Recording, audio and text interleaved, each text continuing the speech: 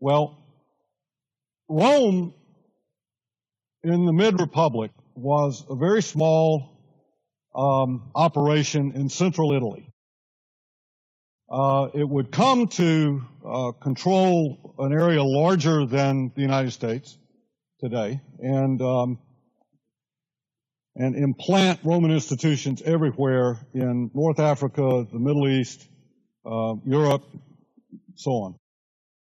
But the turning point came at the close of the 3rd century, around 200 BCE, with the two wars with Carthage, beginning one around 240 BC and the other one finally concluded in 202. What was Carthage? Carthage was a Phoenician settlement, a city that was built in what is now Tunisia, very close to Rome.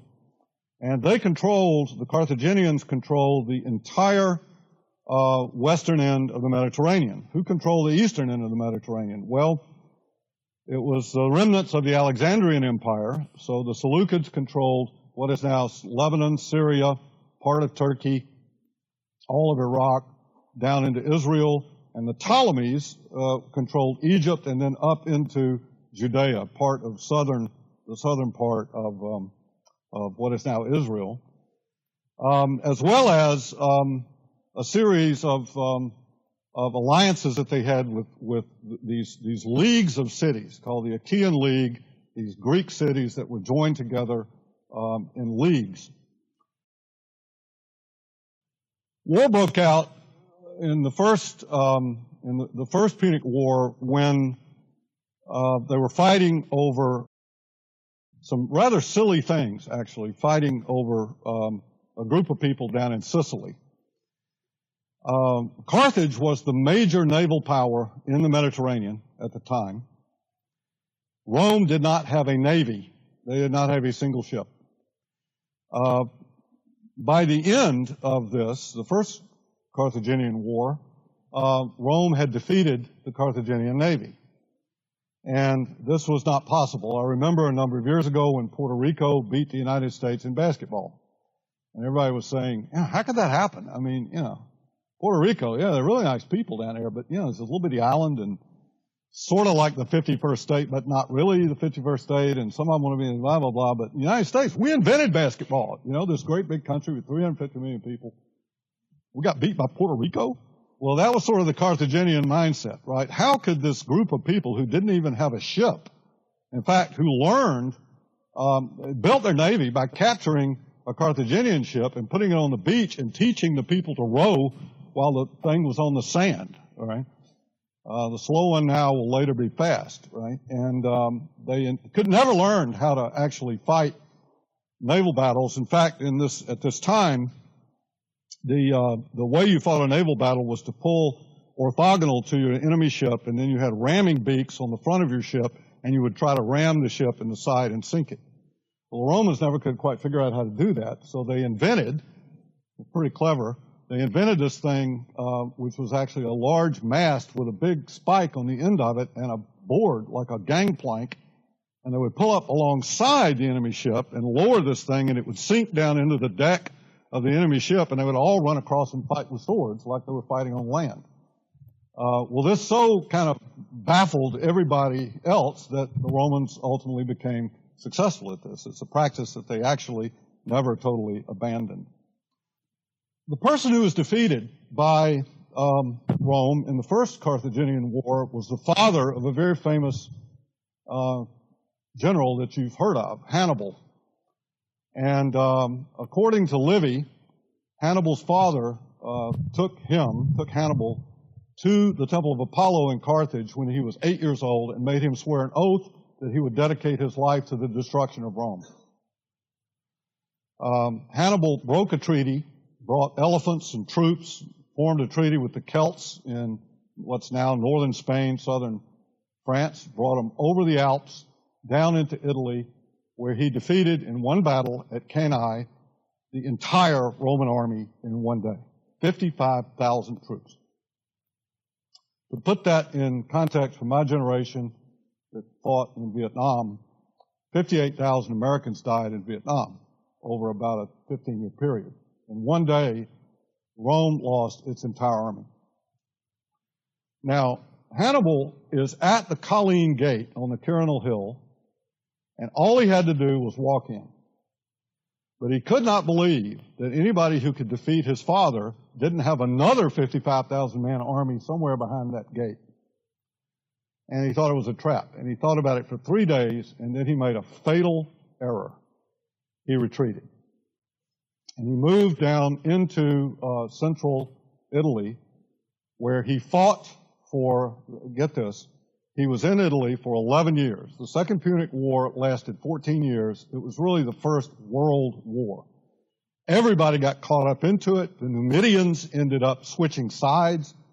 Rome didn't even have an army, and they brought an old man, almost 60 years old, out of retirement, Quintius Fabius Stator, the delayer, and he invented guerrilla warfare.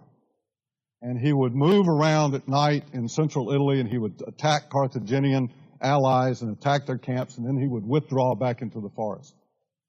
And trying to disrupt their supply lines until Rome could form alliances with others. And ultimately, as I said, this thing lasted for 14 years. Now, the outcome of this war was significant because at the beginning of it, it looked like this. Chian League, Seleucid, Ptolemaic, minor kingdoms in Turkey, Carthage, and then the red is controlled by Rome. The yellow and orange is controlled by Carthage or allied to Carthage. There's the 14-year battle. There's the movement down. At the end of it, Rome controlled this much of the Mediterranean. And within 50 years, they would control the entire thing, with the exception of Egypt. Well, this was had a huge impact, huge. Not only on the geopolitical territory of places in Africa and Mauritania, Libya, and so forth, but actually in Rome itself, because suddenly in the chaos of this 14-year world war, all of the farms had been abandoned.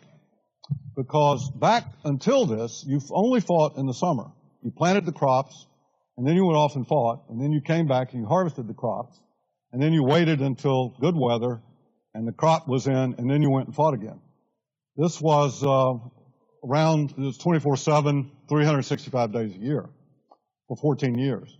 So a lot of these farms fell into great disrepair, and a lot of people, some bad things happened with the Senate. They exploited it, bought up a whole lot of land, and then they started to import refugees from war-torn places who came in and were willing to work for next to nothing. Not slaves, but for very low wages.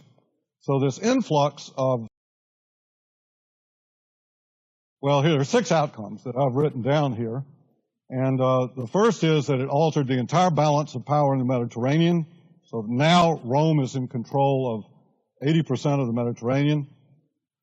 As I mentioned, the first true world war, the creation of a professional standing army for the first time, the decline of the family farm, mobility and in-migration. The turmoil of war meant that huge number of displaced Gauls, Iberians, Numidians, Greeks, Carthaginians, even Egyptians produced an oversupply of extremely cheap labor. And then what is Rome going to do with all that territory? What would you do? Build colonies. You try to pacify it, and you build colonies. And that's exactly what they did. So we will, in the remaining 10 minutes, we'll get through part of this. This is actually the headstone of a Roman surveyor. And what we're seeing here, this X that we see, is actually the plan view of a Roman surveying device called a groma. This vast territory, we've already talked about the Piacenza liver that Romulus, according to legend, had brought Etruscans in to teach him all these kind of religious rituals and so forth. And then this map of the heavens, and in the founding of the town, you had to marry the affairs of the gods to the affairs of human beings. So you married the sky, which was masculine, to the earth, which was feminine. And this is the map of the Roman heavens. It's divided into quadrants. Each quadrant is divided by 4. There's 16 total. This survives, oddly enough, on the architect's scale today in the United States. 16, eighth, quarter, half, whole. It's the Roman system. This is actually from a surveying manual, fairly late actually in the Christian period, actually showing this. And then you'll notice on the bottom this DM, decumanus, and the north KM, cardo, meridian. And then to the right, if you're standing looking south, is the occidens, the pars on my right, and the oriens, the parts on my left. Orientation means face east. And then when this ceremony, which was called the contemplatio, contemplate with a template, but serious, to contemplate, same word, meaning sort of the same thing, but the ceremony was called a contemplatio.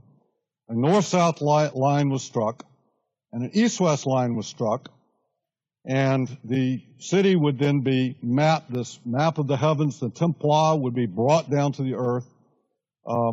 Haruspication, the augury, examining the flight of birds, the digging of the mundus, the burial of the sacrificed animals' intestines and so forth. That's what we're seeing here. And the city is then inaugurated by hitching the plow, as Romulus supposedly did, and plowing out the boundary of the city to be occupied, which was called the pomerium. I've written this ceremony up. You can read it. It's about 5 pages long in the course folder. There we see the groma.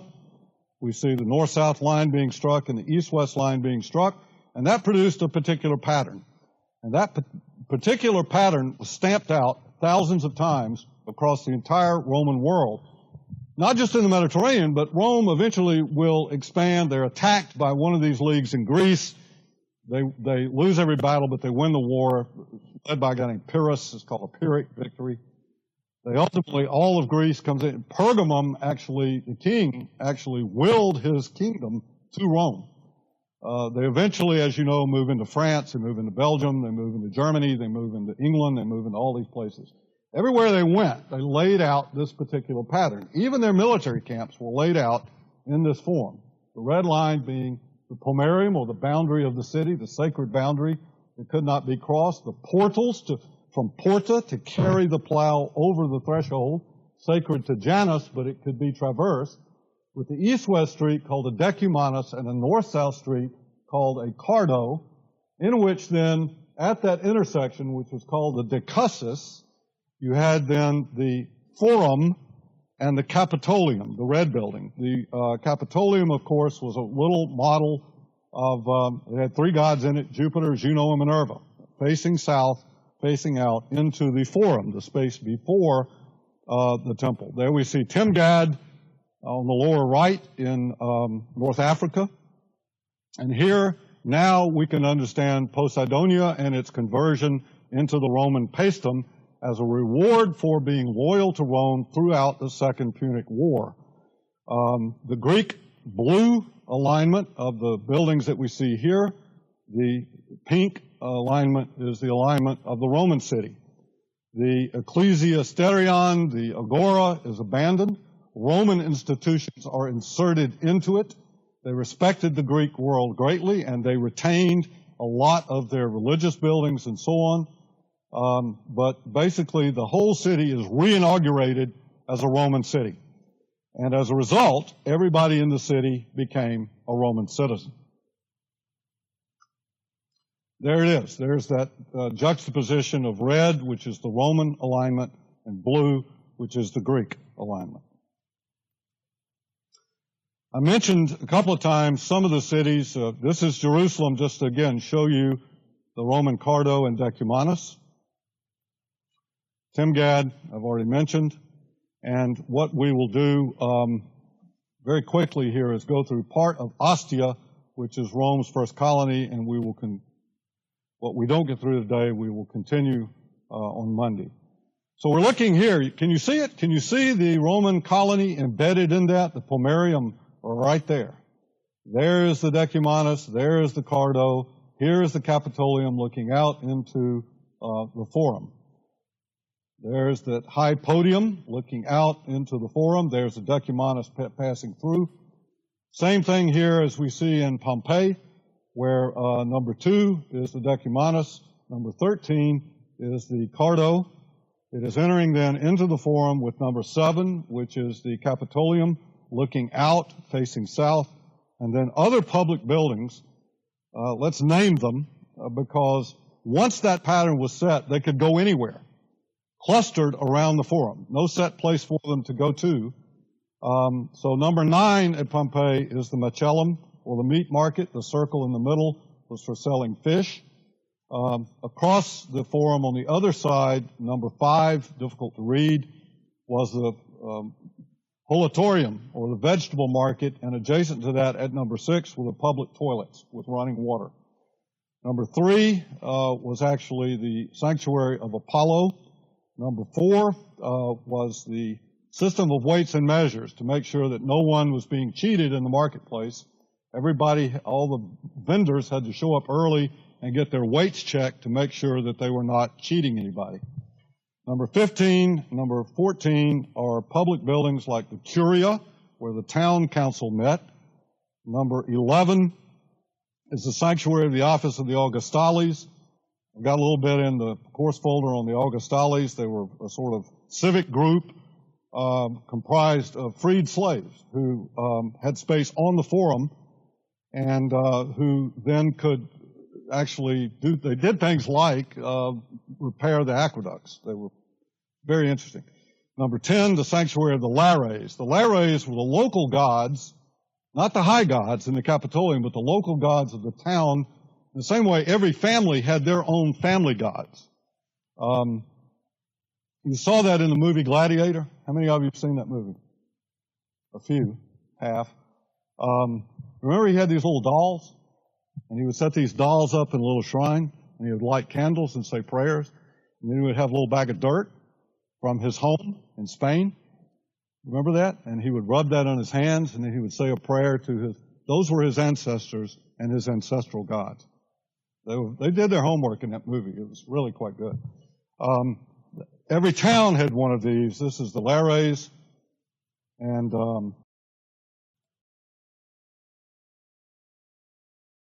it is 5 till, so we will stop at this slide. And before we do, let me take any questions that you might have. I've thrown a lot at you, but it's very important to understand why I think, or how the Roman city actually, from this one template, could produce a city like London, could produce a city like Barcelona, could produce a city like Jerusalem, all from that one template. What was that template? What were they? Streets, boundaries, both extramural and intramural, public buildings, monuments, memorial function. The streets carried what? Infrastructure, water supply, sewage, right? Public space. 4 things. The constitutional frame. It was part of their religion, right? Okay. Any questions at all about anything? Yes? Yeah, they ran out of room.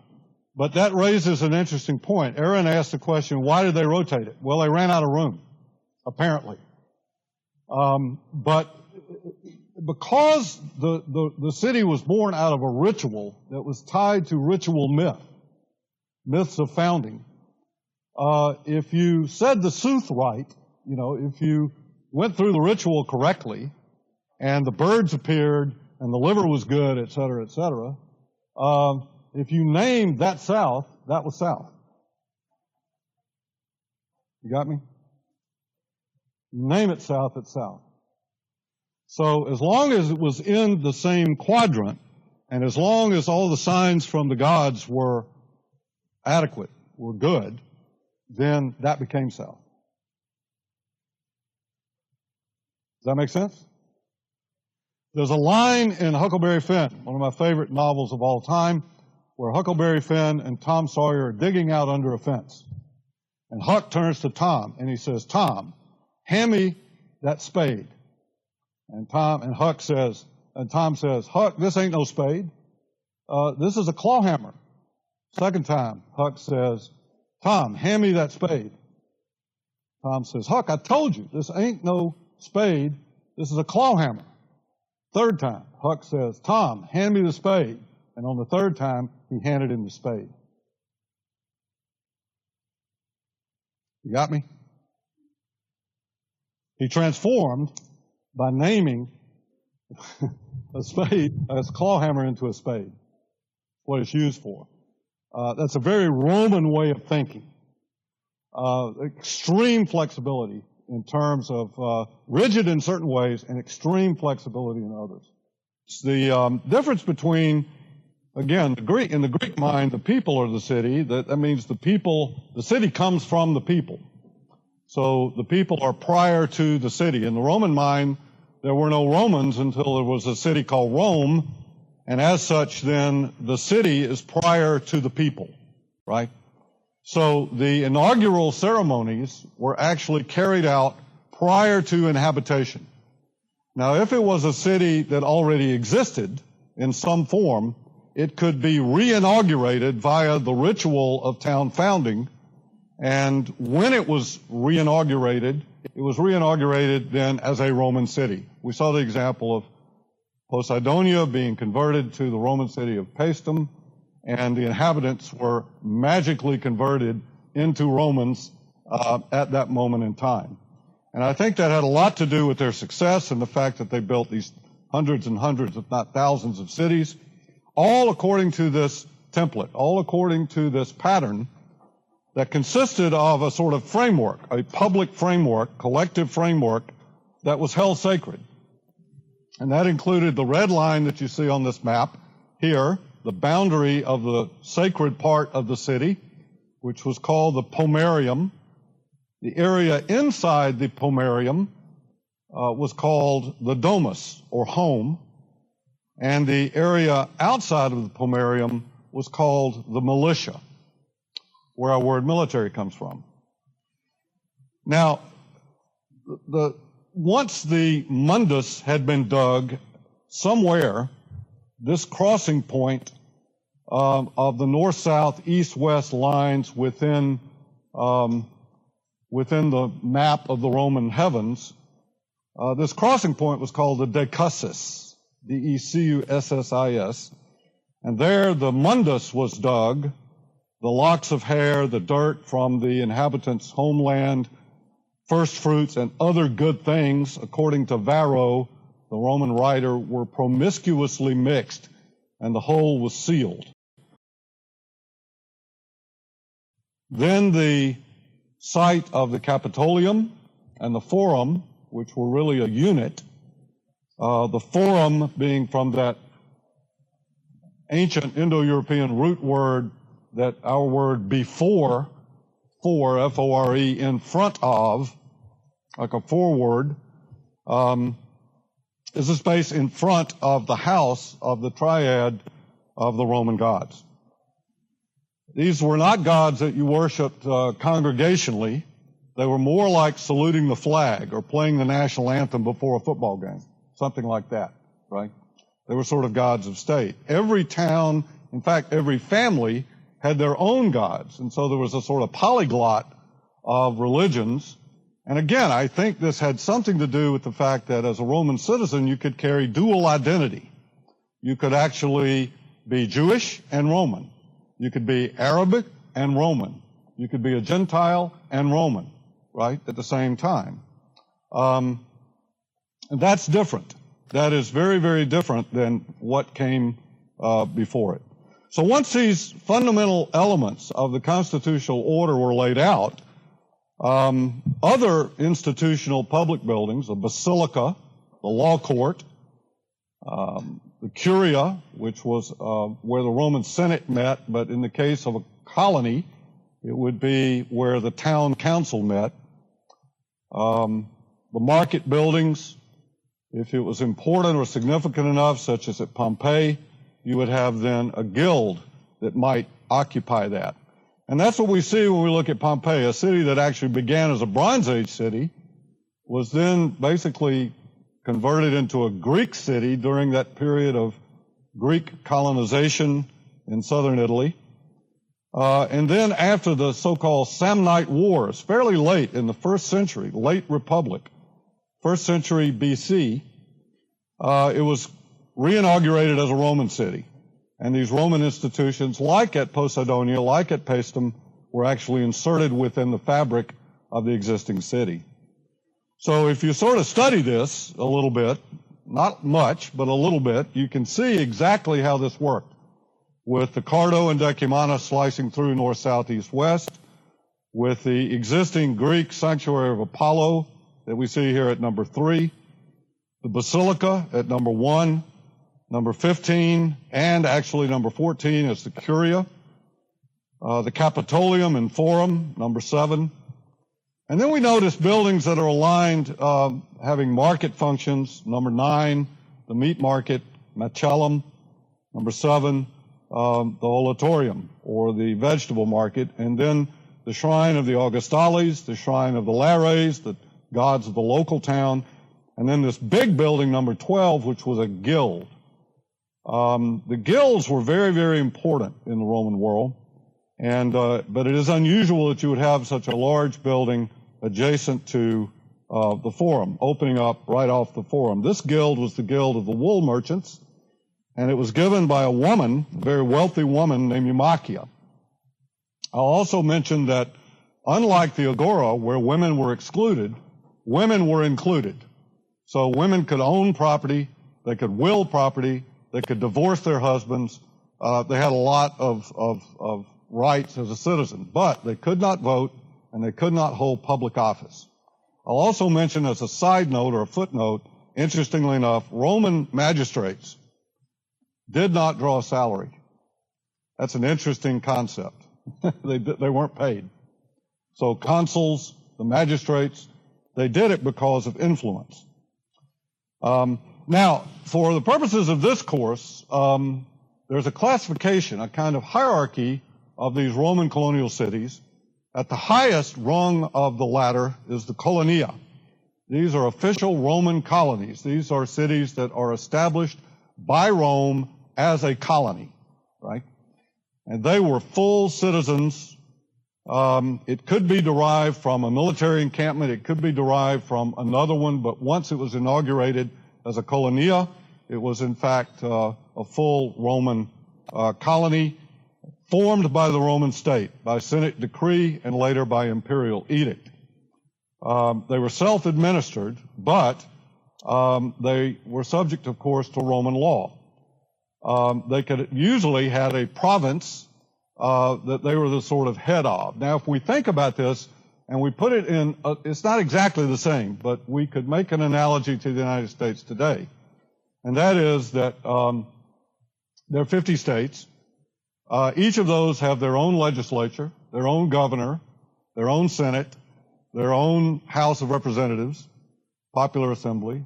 There are laws that you are subject to that apply only to the state of Georgia, driver's licenses, for example. Generally, those are honored by all states and most foreign countries, in fact. But there are, in fact, there are provisions in the Constitution that says that those powers that are not reserved for the federal government are reserved for the states, right? And that creates then this tension that's always in the process of evolving.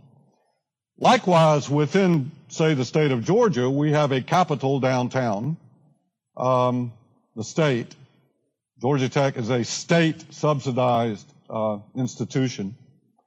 But then we also have, say, the city of Atlanta, which is its own municipal jurisdiction with its own police force, its own school system, its own water supply, and so forth. So if you think about that kind of hierarchy, that is sort of how this works. So each county in Georgia would have a courthouse, right? We know, who grew up here in a town that had a courthouse square? See, quite a few, right? So there were other towns in your county, right? but they were not the seat of the government of that county, right? And so that's kind of how you could think about this hierarchy.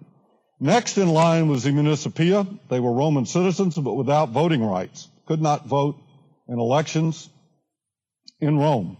They held a kind of client relationship to Rome, and they were responsible for supplying troops. We believe London may in fact have been, Londinium may in fact have been a municipium, even though it was the most important city in Roman Britannia, the province of Britannia.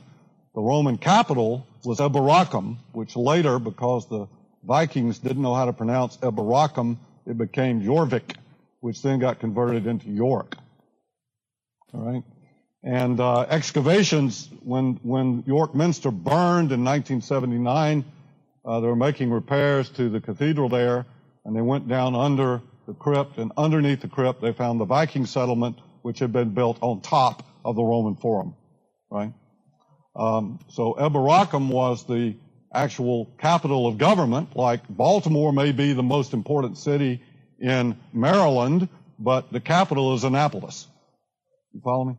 It's like that. So London was the most important city in Roman Britannia, but it was not the capital. Most likely it was a municipium. The polii were cities like Athens, Greece. These were cities that were Greek cities that the Romans respected, and thus they created a separate kind of category. But if you look at Athens today, archaeologically, you will see a shift or a change that occurs after about 140 BCE, where you begin to get, and particularly by Hadrian in the early 2nd century of the Common Era, you will see then Roman institutions inserted within the fabric of the Athenian city, including a separate forum, including libraries, including all kinds of things, even though in the polii, the local governmental authority remained intact. And then the civitates. These were mostly in Gaul, Britannia, Germania, and Belgium, parts of Iberia, Spain. These were communities of non-citizens, but you could kind of move up the hierarchy. So at some point, a civitatis could become a municipium. At some point, a municipium could then become a colonia, like Poseidonia could be reinaugurated as a Roman city. And then the castra. The castra was a military camp, and a lot of historians make the mistake, including Marvin Trachtenberg, who's a very good historian, make the mistake of actually saying that all Roman cities were derived from Roman military camps. No. The form of the military camp was the same as the form of the colonia. Why? Because it was inaugurated with the same rituals, the same pomerium, the same idea of the forum, the same idea of cardo decumanus, and then the insula, or the blocks of the decumani inferiore and the cardines that actually then formed the blocks of the city. And then finally, small towns and villages that are referred to typically as a vicus. English is interesting in this regard because we have a lot of cities in England today that end in ich, like Greenwich. Greenwich, the ich is the ick for vicus, or a vicar, a parish priest, for example. These often grew up as vernacular attachments to legionary fortresses or castra, but then they could petition and move up in rank to a civitatis. So there's this kind of hierarchy. A civitatis and municipia would be administratively tied to a colonia, and each would have its own territory of agricultural land around it. You might want to actually study this chart. It's the kind of thing you can make really, it's easy to make test questions out of something like that, okay? Hint, hint. Now, they not only did this in their cities, they did this also in the countryside, where land was then subdivided up into 100 units, 100 units of what were called heredia. The heredia, notice a similar root word there, hereditary. These were the hereditary land units in the Roman world, the family farms. The heredia, which was a fairly small plot of land, and there were laws against owning more than 1,000 heredia, even though they were regularly violated in the late Republic, and that created a lot of problems. The Heredium was then further subdivided into an actus, which was where you kept cattle, and a Eugerum, which was where you planted crops. The Eugerum basically was the size of 2 actus, or acti, and in fact, our word action, the same shares a root to actus. It meant to drive cattle across a field. The Romans divided in their laws, divided the world up into real property, what we call real estate, and capital, coming from the number of head of cattle that someone owned. The difference was that capital was movable and was transferable into another asset. It could be bought and sold, slaughtered, driven to market, traded for something else, or sold on the open market. Whereas land was a hereditary thing and was considered permanent, the boundaries being somewhat sacred. In fact, they were sacred. And in this Roman system, we'll come back to this when we come to the colonial United States, because our system actually developed from this. That's why I'm emphasizing it. One step was 2.5 feet, Roman feet, which was 11.87 inches. One pace was 5 feet, 1,000 paces, mille pesus, mile. This got to be a problem in the Middle Ages, and so 280 feet was added to it, but more on that later. This is an actual map, a property map of land ownership, showing the hereditary units that were then conferred at some point after the death or bought somewhere. And this is actually like today. You go down to the courthouse, you look up an address, you find a deed, there's your name, my name is in there, the amount of tax I paid, that sort of thing. And this is what this was. This is very, very old, and it will disappear completely in the medieval world, and it will take a very, very, very long time to come back. It will not be until the 19th century and the colonial world that we will see this in full swing again. This is just a Google Earth image that I thought I would illustrate here in the Po Valley in northern Italy, near the Roman town Imola, which is still there. And you can see the pattern of fields. And if you sort of, you don't even have to use your imagination. You can see the orthogonal grid. And then if you sort of superimpose the heredia on top of it, what you see is that this pattern actually was laid down over 2,000 years ago. And so when you create these constitutional frames, why I'm emphasizing it so much, they tend to stay with us for a very, very, very long time. An example of this would be Ostia. And here what we see is a full Roman colony. In fact, it was, according to Livy, the first colony of Rome. There's some scholarly debate about that, partly because nothing in the material record can push its date of founding back before 396, before the Common Era. There may have been another Ostia on another site. We don't know, but there's certainly nothing in Ostia today that, in fact, can be pushed back beyond 400 BCE. But according to Livy, it was founded very early in the 7th century, about 100 years after the founding of Rome, and was built as a military encampment to protect the entrance to the Tiber, where it flowed out into the Mediterranean. And thus it became the port city of Rome, like Piraeus was to Athens, a little bit further away. But then it grew, and as it grew, it moved up in order and was refounded at some point, probably multiple times, as a colonia. Most of what is there, the vast majority of it, 84% of the material that has been recovered from Ostia dates to the early part of the the last part of the first and the early part of the 2nd century CE. That would put it in the reign of Trajan and the reign of Hadrian, about 100 to about 140 CE. The land use, interestingly enough, there are a lot of warehouses here, but the percentage of the total land that is put into streets is almost exactly the same percentage, interestingly enough, as Madison, Wisconsin, Athens, Georgia, and almost identical to Midtown Atlanta. I find that fascinating. More on that toward the end of the course. If we squint actually at this drawing, what we can see is the outline of the original pomerium with its cardo and its decumanus. And then notice that as the street moves outside, as the decumanus moves outside of the pomerium, it adjusts and it shifts, continuing orthogonally to the beach.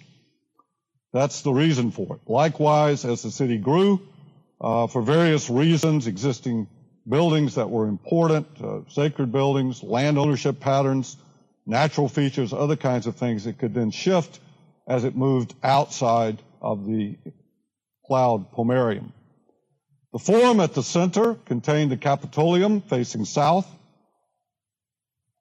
If we look at that in detail, we see the cardo, decumanus, pomerium of the original colonia still embedded within the fabric of the material there, of the buildings. And then we see the Capitolium looking out over the forum. Now that was expanded substantially, again, during the period of Trajan and during the period of Hadrian. The forum was expanded substantially, the Capitolium was rebuilt, a new basilica was added, and there was actually another temple that was put down at the end that actually predates it. It goes back to the reign of Tiberius. So I have superimposed here the closest I can get to the site of the Republican Forum, and there you see the Decumanus Maximus and the cardo moving through it. The rectangle that we see here is actually the excavation of the cardo from the Republican period. So it was raised slightly. Actually, the streets were raised quite a bit there because of the subject of flood, which also allowed them to run sewer and water supply in these troughs that were sort of running along the sidewalks next to the street. This is the view from the Capitolium looking out. We have retail market functions over here facing out onto the cardo. The basilica is over here facing onto the decumanus with a side entrance there into the forum. And it's possible, although it's very controversial, that what's half the scholars believe this was a well, the other half aren't sure, and there are a few people that say it probably was the mundus, the location of the mundus. There's no indication of hydraulic mortar there, so it probably was not a fountain. It's not clear what it was, but anyway, there it is. It's in the right place for the mundus, so maybe we'll call it that. The curia was just off the forum, facing on to the decumanus. We see that there in the red dot. There is the basilica. There's the temple that was built by Tiberius facing the Capitolium. And then you'll notice that there were, just outside at the gates, other important Roman deities and temple complexes which were constructed at the gates. This will become significant in a moment. And then if we look at land use, public buildings such as the baths, there were quite a few. This is not all of them, but it's 7 of them, including a very elaborate set of public toilets that we see as the red dot here next to number 2, which is the forum baths. There we see the public toilets up here in the upper left.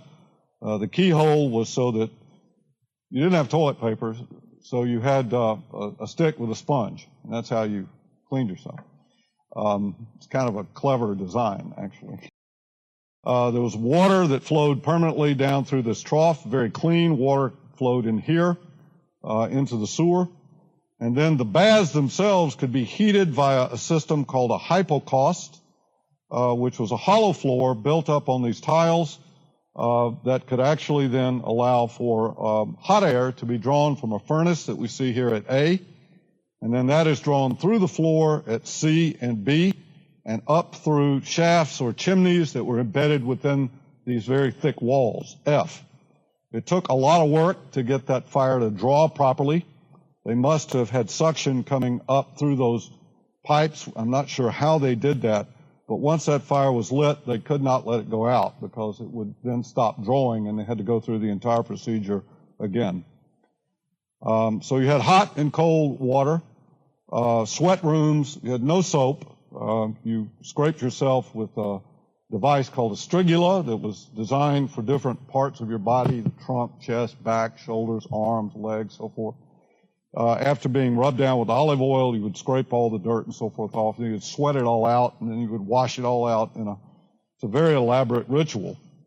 The baths were open to everybody, and they were public. And often the larger ones in Rome, there were 11 great baths in Rome. The largest, the baths of Diocletian, covered 32 acres and could accommodate 32 acres. Imagine that, a single building. And included meeting rooms, restaurants, exercise yards, swimming pools, all kinds of things. These were family activities. I tend to think of them as public country clubs without the golf course, right? Sort of like that. Exercise equipment, all kinds of things. So this is showing the forum baths at Ostia with the hypocaust embedded. I like the section because you're looking in the foreground at the marble revetment and then this very thick pozzolana mortar layer, and then the pipes, and then the structural wall, which is of course brick and opus latericium. These are the forum baths at Pompeii. Some of you have been there. Those are Georgia Tech students, by the way, from that study abroad program I mentioned. And this was the caldarium. In fact, the ribs on the roof were to collect condensation so it didn't drip on you, and actually move it down to the sides into a little gutter that then carried it out with a basin of cold water so that if you overheated, you could then cool yourself down. This is the Stabian baths. These were small and very old, and so they rotated men and women at different times. And then here, the Stabian baths had both women's facilities and men's facilities, and then private rooms. These are the latrines that we see right here at number 12, a large exercise court, and a swimming pool that the whole family could use, called a tepidarium. These were supplied by water. We know more about water supply in Rome than we would ever want to know. We know at a particular snapshot, a particular moment in time, because of all the strange things that survived. Varro was a huge scholar. We know that because everyone references Varro, almost like someone would say, to quote Shakespeare, right? People would quote Varro. But the only thing that survived of Varro is a partial etymology of the Latin language and a manual that he wrote for his wife, who was 20 years his junior, that he wrote when he was in his 80s on how to take care of the family farm. Amazing. Just the randomness of what survived the Middle Ages it's really remarkable. For some reason, who knows why, this inventory of the Roman water supply, the water supply of Rome by Frontinus, who was he was actually what we would call the director of public works in the reign of Trajan for the city of Rome. And like any good engineer, the first thing he did when he was appointed that position was to make an inventory of the entire water system. And so we know the size of the apertures, right? We know the volume by aqueduct. And this is actually a chart of it over here. If you do the arithmetic on this, what you will see is that Rome had something slightly less than what we have in Atlanta today of potable water entering the city per person per day. About 116 gallons. I think Atlanta's about 128. What that means is when you get up in the morning to brush your teeth, you don't think about where you're going to get the water. Right? When you flush your toilet, you don't think about where you're going to get the water. When you get out of class and you go over here and drink out of the water fountain, you don't even think about it, right? You just assume it's coming. And Rome was blessed with an enormous water supply. Again, clean water in, dirty water out. If you don't have that, you don't have civilization. This water was distributed mostly to the baths and to a variety of different uses, a lot of commercial uses, bakeries, and other things that needed it. They paid for it. If you were wealthy enough, you could have it brought directly into your house.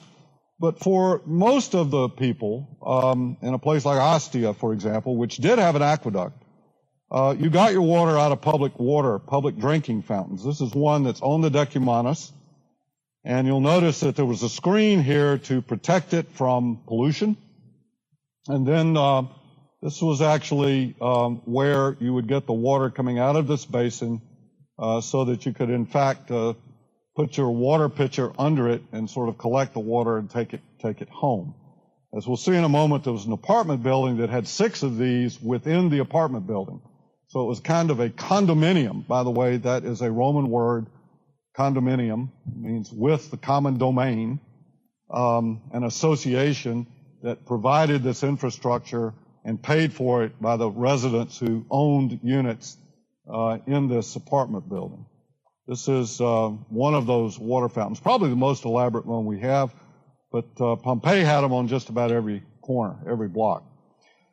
Ostia was a port city, and so the storage of commodities was very important. You have wheat coming in from North Africa, you have wool coming in from England, wool and tin, you have ivory coming in from India and from up the Nile and Sudan and so forth.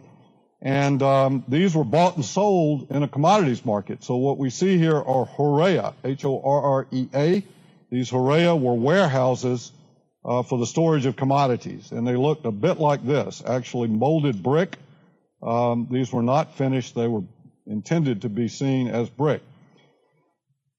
Well, who's buying and selling this? The people on the commodities exchange. They had a stock market there, which was, believe it or not, attached to the theater. Now, the form of the Greek theater is retained in the Roman world, but the function changes. It's no longer associated, the palaestra is no longer associated with the sanctuary of Dionysus, for example. In fact, here, it has been converted into a commodities market. Some of you have walked that with me. A few of you. This is actually the theater, and if we look at this, we can see that it was separate. You could not view, this view that opens up into that commodities exchange would have been blocked at this line that we see right along here with the skene, or the scenery, and then the area in front, the proskene, with the orchestra. You'll also notice that the Roman version of the Greek theater has been flattened, that is, cut into a 180-degree circle to accommodate differing uses for this space, which was originally a sanctuary of a Greek god. In Pompeii, they were used as the barracks for the gladiators that recently, just 3 years ago, collapsed. Along the commodities market that we see here, in fact, the temple in the center is the temple to Ceres, goddess of grain, cereal, it comes from her. And this is actually the logos of the various companies that had seats on the exchange. Very much like Wall Street. Just amazing. You could order up 2 jars of mustard, an elephant, and some wheat, you know. And you're in there putting down bids and marking up prices. And then there's a factotum who is sitting down here from some corporation or guild that is somewhere else. And they are sending messages and saying, you know, we've got a demand for such and such in Spain, and we have a load of something coming from Egypt, and that's going to open up so many cubic feet, so much volume, cubic meters. They didn't use meters, but cubic feet of space on this ship that's headed to Spain, and we want to buy at this price, right? Very much like a global exchange would operate today. Adjacent to that was the firemen's barracks, and notice it's located in the district with the warehouses. These were, while they feared fire, and it was important to put fire out everywhere, they were protecting the warehouses because they were particularly subject to fire. Every once in a while you'll hear a story of a grain silo exploding in Iowa or something, right? This is actually, I love the name, the Vigili Fuoco, the fire vigilantes is what they were. And they actually rotated in and out and lived here and ate collective meals and so forth, as we see in this building. I mentioned the scola, or the guilds, the collegio. Collegial is college is a Roman word. It means simply that you are part of an organization that has colleagues. What it actually means. So the Senate, in a sense, was a collegio. But it also had a double meaning of the professional guilds. So, but being a port city, we have a lot of shipbuilding guilds here. And this one is the Scola Traiano, and across the street, the Fabria Navales. The Naviculares. These were the people who were the shipbuilders, the sailmakers, the naval stores, tar pitch to seal the wood, and so on and so forth. And you would actually apprentice to this, and the medieval guilds actually were derived from these Roman guilds. They're very powerful. Just outside of the Pomerium, we had the Macellum, which we see in the lower part of the image, and then this covered market that we see for finer silk and stuff like that, stuff that would be imported across the Silk Road from Asia and would be brought in here. Adjacent to that, interestingly enough, was a Mithraeum. I just love the density of this, and when I talk about boundaries intramural, this is what I'm talking about. Party walls, the subdivision of territory, these boundaries which are shared between and among various uses, including by the 4th century AD, a Christian church, although there's some controversy about its use, that we see here, adjacent to a Mithraeum, which was actually embedded within a covered shopping mall. All of these, Mithras being a Persian deity, and then this across from the meat market, this temple and fountain, which was dedicated just outside the Pomerium in the west gate of the Pomerium along the Decumanus to a Roman deity that is unknown, never been identified. Retail was distributed very much like it would be today in a city, along the major streets, along the major, the Decumanus in this case, the Cardo, and then we see the market buildings and so forth. Along the Via Abbondanza in Pompeii, showing the land use along that, number one being the Stabian Baths.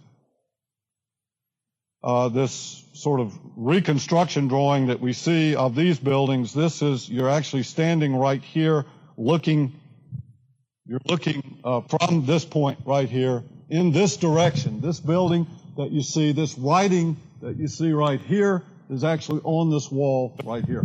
So you're looking in this direction. That overhang is supposedly that overhang which was reconstructed. Along that street, you would have taberna, stores, taverns. The taberna, this was a thermopolium, this particular one, which meant you could get hot and cold drinks. And so there was a device where you would lower these terracotta pots down into a cavity, and that cavity then could insulate against something cold losing its coldness or something hot losing its heat. Food to go, sandwiches, a lot of fish, sandwiches type stuff, bread. And there you see one of those public drinking fountains just outside. This raises an interesting question, which is a bit of a sidebar, won't be on the test, which has to do with Roman literacy. But we have a question in the back, and I will come back to the question of Roman literacy in a moment. No zoning. No zoning. It was all a natural process. But remember, there's no zoning in the United States until 1926. So this part of town, when it was built, had no zoning. Downtown, when it was built, had no zoning. Right? This raises an interesting question about literacy in the Roman world. There's a guy who teaches at Harvard named Harris, who wrote a book about 10 years ago, sort of big, thick, scholarly text, which I could not make my way completely through. And he estimated that literacy was at about 18%. There are over 1,000 inscriptions that have been uncovered at Pompeii alone, and only about half of Pompeii has actually been excavated. I think that it was much, much higher. I would say even as high as 40 to 50%. I'm not being romantic about this, because I think the nature of some of these inscriptions, some of which are written in broken Latin, would indicate a degree of functional literacy that was much higher than the 18% that Harris states. And I'll give you a couple of examples of why I think so. The first is, it's a fascinating question, and it's one we don't know. We still don't know.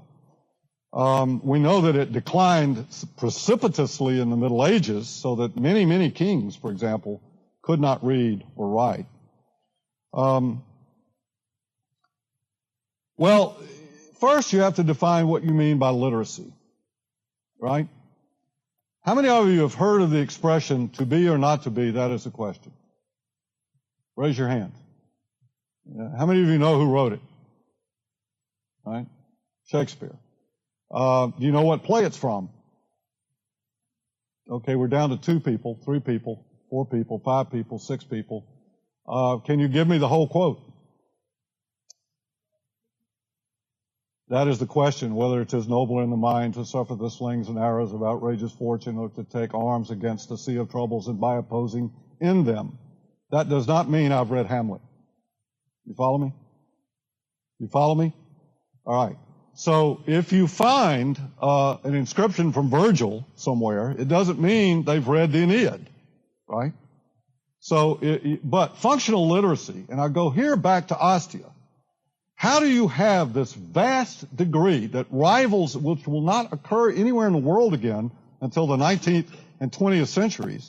Do you have the commodities market, for example, all these stores and shops and people buying and selling, if you can't functionally read and write, add numbers, keep ledger books, place orders, do all these things, right? That combined with, as I mentioned, all sorts of little poems and things which are written in sort of strange, broken Latin, which would indicate maybe that somebody's native language was not Latin, but they were from somewhere else living there, some of which are even scrawled on the walls of the brothel in Pompeii, would indicate to me that functional literacy was very high. Second, at a place called Oxyrhynthos in Egypt, which disappeared because a branch of the Nile silted up and shifted, dried up, people moved, sand blew, covered it over, doesn't exist anymore. But a catch, because it's very dry, it's in the desert, organic material has a tendency to remain for a long time. So a cache of writings, some of which are these kind of weird gospels that have gotten a lot of attention, like the Gospel of Thomas, the Nag Hammadi, a site called Nag Hammadi. Well, at Oxyrhynthos, this tiny little town on a branch of the Nile, there's a partial Roman census from the year 240 CE actually recovered. It's only about 36 households. But of those 36 households, all but 5 had one person in the house who could read and write and fill out the form. That's an astonishing 84%. Do I believe that all these people living somewhere on the fringes, somewhere in Britannia, up on the fringes of Scotland, could read and write? No. But I would say overall, you have a much higher level of literacy in the Roman world than Harris believes, and much higher than we think. It's a fascinating question, but again, I just wanted to, it's a sidebar, but probably going to prevent me from getting through the material at hand, but I thought I would share that with you. Housing is of 2 types, simple to remember. The domus, home, single-family house, had a party wall, and then the second type is the insula, the apartment building. Before the Hellenistic period, this would have been the Roman house that we see right here. And then, interestingly enough, after the sort of Greek world comes within the Roman sphere, and we have this kind of Greco-Roman civilization emerging, we begin to get in Rome, in Italy, and all the way to England, for that matter, we begin to get this second sort of attachment that we see back here, which is called a peristyle. Now, a lot of the names, if we go to the House of the Faun at Pompeii, we will see a certain names attached to these things with Greek writing and other things, which would indicate that this was a Greek importation. But as I said earlier, there is no Hellenic period Greek house that I know of ever excavated in the Greek world that had a planted courtyard. But all of these were planted as gardens, pools, fountains, had cisterns underneath as water supply. And the most important was this room, number 13, which was the triclinium or the dining room. The dining room was, in effect, the most important room that opened into the living room of the Roman house, which was outdoors. Okay? All the rooms open to the interior. When that begins to occur around the 2nd, 1st century BCE, we begin to get a shift. And number 5 becomes the office of the paterfamilias, the head of the household. And the clients would come, your clientela would come to you during business hours. And business would be constructed here. And this is the view from the tablinum, the office of the paterfamilias looking out to the street. These were fascinating, and often because of this long sort of corridor that you see leading into this atrium. This is called 4 is an atrium, 12 is a peristyle. You could have retail that opened, shops that opened out to the street, and sometimes you'll see back doors that indicated that they had a side business going, and perhaps one of their servants or something was running the taberna or the thermopolia that was facing out onto the street. The view in the house of the Veti, a fascinating house. They were born slaves, and they were manumitted in their early 20s, 2 brothers. As far as we can tell, they never married, and they became fabulously wealthy in the import-export business in Pompeii. This is the view from their dining room, looking out then into the peristyle that we see here. The insula, the apartment building, carried the same name as the Roman block. The block was called the insula, and about 90% of what we know about Roman apartment buildings come from Ostia. There aren't really any left anywhere in Rome. They were either knocked down, torn down, covered over, converted into some other use. Because Ostia was abandoned and the harbor silted over, and eventually the whole city was covered with sand and mud, it simply awaited excavation in the 20th century. So we have good examples of apartment buildings here. But this is this is the type of building 90% of the residents of Rome would have lived in apartment buildings. For example, if you went to New York today, you would not see people living in Manhattan in single-family houses, right? I mean, it doesn't happen. You wouldn't have had that in Rome either. Only in Pompeii, this little town down on about 20,000 people down on it's like Naples, Florida or something, right? So we don't want to just you couldn't, from excavating Naples, Florida, you would never arrive at Chicago. You follow me? You can't get there from here. They're not equivalent. But the insula, yes.